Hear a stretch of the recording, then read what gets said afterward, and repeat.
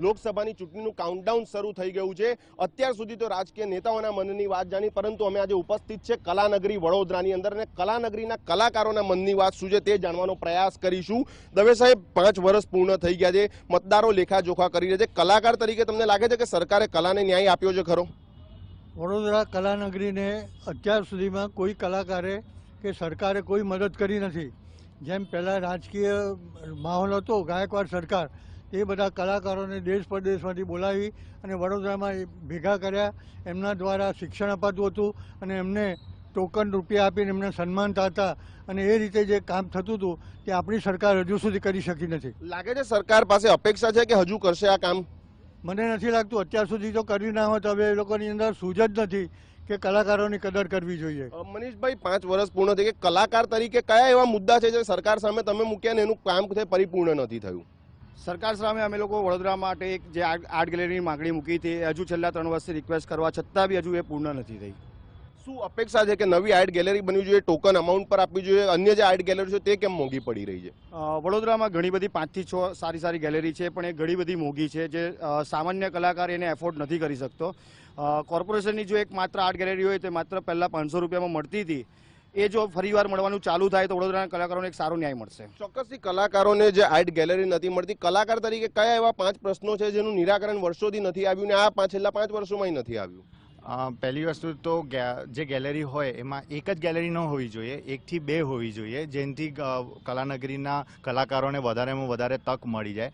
અને અમુક લોકોને અંદર ઇનરબોર્ન ટેલેન્ટ હોય છે કે જે વસ્તુને બહાર કાઢવા માટે આ એકમાત્ર આર્ટ ગેલેરી એવી હોય કે જ્યાં એને એક્સપ્રેસ કરી શકે, ફ્રીડમ ઓફ એક્સપ્રેશન। સરકાર પાસે શું અપેક્ષા છે? કલાકાર તરીકે કલ્ચરલ કેપિટલ કહેવાય છે, કલાનગરીના કલાકારો કહેવાય છે।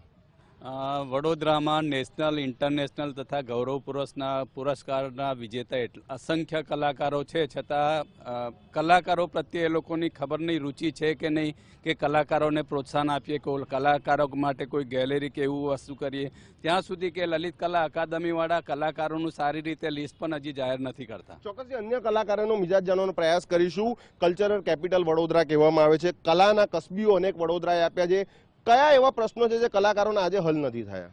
પહેલાં એવું હતું 10-15 વર્ષ પહેલાં કે દરેક કલાકારોને કાર્ડ આપતા હતા, આર્ટિસ્ટ કાર્ડ, અને એના દ્વારા રેલવેમાં કન્સેશન પણ મળતું હતું। એ સ્કીમ પણ કેટલા વર્ષોથી બંધ છે। એટલે કલાકાર એ છે ને સરકારની એસેટ ગણાય, તો એસેટ હવે ગણાતી નથી। આપણે પોતાની એસેટનું સાચવીએ, ઘરેણા હોય તેને સાચવીએ, હવે આ સરકાર આમાં ફેલ ગઈ છે। ચોક્કસ સરકારની મિલકત કલાકારો કહેવાય તેવું કહેવામાં આવેલું, તો લાગી રહ્યું છે કે જે મિલકતને સાચવવામાં સરકાર કેમ હજુ પણ યોગ્ય જગ્યાએ નથી પહોંચી? એ આર્ટની દ્રષ્ટિએ કોઈ અને વડોદરામાં બધા ઇન્ટરનેશનલ કલાકારો છે, એટલે કલાકારોને કોઈ કદર નથી કરતું। મહિલા કલાકાર તરીકે કઈ એવી તમારી લાગણી છે કે મહિલા કલાકારોને જે યોગ્ય સન્માન મળવું જોઈએ, એક બેસવાની વ્યવસ્થા કરવી જોઈએ, આર્ટ ગેલેરી મળવી જોઈએ, શું કહેશો?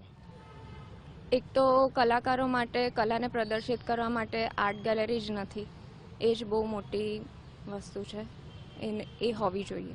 મેડમ, કલાકારોને ખાસ કરીને મહિલા કલાકારોને અન્યાય થયો તેવા પ્રશ્નો થાય, સાંસદ સભ્યો પાસે કે આગામી સરકાર પાસે શું અપેક્ષા છે મહિલા કલાકાર તરીકે?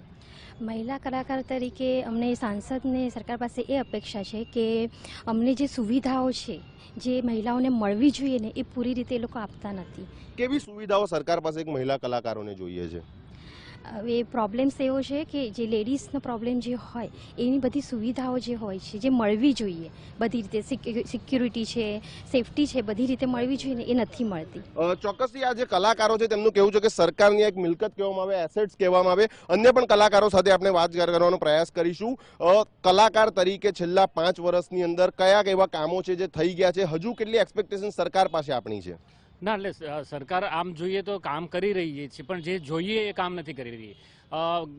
લલિત કલા અકાદમી પહેલાં 2-2.5 લાખ રૂપિયા ગુજરાત બહાર એક્ઝિબિશન કરવા માટે આપતા હતા, જે ઘટાડીને 1 લાખ રૂપિયા કરી નાખવામાં આવ્યા છે। આજે ખર્ચો એટલો બધો હોય છે ગુજરાત બહાર જવાથી, પણ એ લોકો એમ કહેવાનું કરે છે કે અમે નંબર્સ ઓફ આર્ટિસ્ટ વધારી દીધા છે, પણ નંબર્સ ઓફ આર્ટિસ્ટ વધારવાની જગ્યાએ એ લોકો એટલા જ નંબર ઉપર રાખી અને જે ખર્ચો કે જે વળતર આપવાનું હોય તે વળતર સરકારે જોઈએ એવું નથી આપ્યું, ચાહે સ્કલ્પચરની વાત હોય, પેઇન્ટિંગ્સની વાત હોય કે અન્ય કોઈ બાબતની વાત હોય। અને લલિત કલા અકાદમીએ એના એવોર્ડના જે પ્રાઇઝ છે એવોર્ડ પ્રાઇઝ છે એ પણ વધારેલી નથી વર્ષોથી જેટલી ચાલી આવે છે. 93ની અંદર મને જેટલો એવોર્ડ મળ્યો હતો એટલો એવોર્ડ આજની તારીખ પણ એટલો જ એવોર્ડ ચોક્કસ છે. એટલે મોંઘવારી વધી ગઈ છે અને જે કહી શકાય કે જે કિંમત આપવાની તે ઓછી થઈ ગઈ છે. યુવા કલાકાર તરીકે આપના મનની વાત શું છે? ડેમોક્રેસી અને બ્યુરોક્રેસી વચ્ચે જે તફાવત છે એના વિશે બધું ઓન પેપર એક્ઝિસ્ટ થાય છે, પણ અહીંયા ખાલી બ્યુરોક્રેસી જ છે, ડેમોક્રેસીના નામે કશું જ નથી. કયો એવો પ્રશ્ન છે કે આજે આ શબ્દો કલાકારોએ કહેવા પડે કે બ્યુરોક્રેસી છે? અત્યારે ઓનલાઈન તમે સ્વામી વિવેકાનંદ આર્ટ ગેલેરી તમે ટાઈપ કરો તો ગેલેરી એક્ઝિસ્ટ થાય છે, ગેલેરી છે બી ખરી પણ અપાતી નથી. ચોક્કસ એટલે કાગળ પર માત્ર કામ થયા છે, વાસ્તવિકતામાં કામ નથી થયા. આપને લાગી રહ્યું છે કે કલાકારોને ન્યાય હજુ નથી મળતો? હજી નથી મળતો. અમે છેલ્લા 5 વર્ષથી પહેલાં રિનોવેશન માટે માગણી કરતા હતા, પછી 3 વર્ષથી ગેલેરી માટે માગણી કરીએ છીએ. અમારે જેટલી લોકો પાસે રજૂઆત કરી છે, ઇન્વર્ક કરેલું પણ છે, પણ અમને પ્રત્યુત્તર કોઈ જાતનો મળતો નથી. જ્યારે હવે મતદાન થવા જઈ રહ્યું છે તો કલાકારો હવે કયા મુદ્દાને ધ્યાનમાં રાખીને મતદાન કરશે? જે તે કલાકારોને બધી ફેસિલિટી મળે એનાથી વિશેષ શું જોઈએ? શું પ્રશ્નો સરકાર પાસે હજુ કલાકાર તરીકે આપના છે? એક કલાકાર છે, કલાકારની નગરી છે, તો પછી એને કલાકારને પ્રોત્સાહન આપવું જરૂરી છે. ચોક્કસથી કલાકારોનું કહેવું છે કે યોગ્ય તેમને ન્યાય નથી મળી રહ્યો. ત્યારે આગામી સમયની અંદર ચૂંટણી છે, હવે આ કલાકારોનો મતદારનો મિજાજ શું છે, શું કલાકારો કયા મુદ્દા પર ધ્યાન આપશે તે હવે જોવાનું. એટલે ચોક્કસપણે કહી શકાય છે કે કલાકારોનો મૂળ જે છે તે કહી શકાય કે તમામ જગ્યાએ એમને અન્યાય થયો હોય તેવો તેમનો સૂર છે. જોકે જોવાનું હવે રહ્યું કે આ મતદારો કોણે સત્તાના સિંહાસન સુધી પહોંચાડે છે અને કોણે સત્તાથી દૂર રાખે છે. કેમેરામેન મનીષ ઠાકર સાથે અભિષેક પંચાલ, TV9 વડોદરા.